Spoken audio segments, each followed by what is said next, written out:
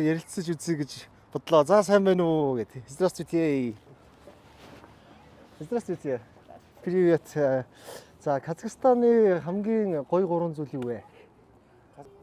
Можете на класс сказать, она приведет меня. Орчуулаад үг. Энд нэг найз нь камер цогтоод байгаа.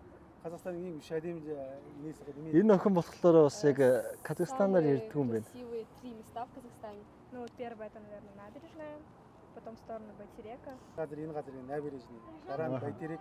Тэгээд үшіншісі тэгээд Баятрагч нэг өндөр байшинд хоёуланг байцсан. За. тэр хан шатыг байсан шүү дээ. Тэр явцсан.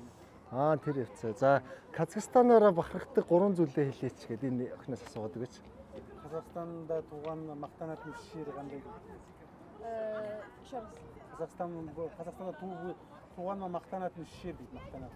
Өөрийн төрсөн нутаг гоё энэ төрсөндөө баярлдаг гинэ. Яагаад казахаар ярихгүй орсоор ярьж чаддаг юм бол чи казах хүн байж иж? Тэрийг асуудаг те.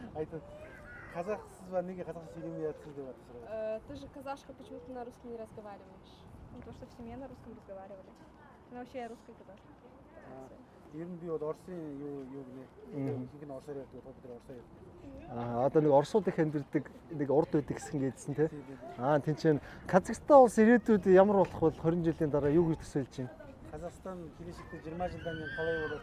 Как ты думаешь, после 20 лет, как будет? Ирээдүйд дахиад энэ барилгуудаа бариад бүр илүү хөгжинэ гэж бодлоо. Илүү хөгжинэ гэж бодож байна те.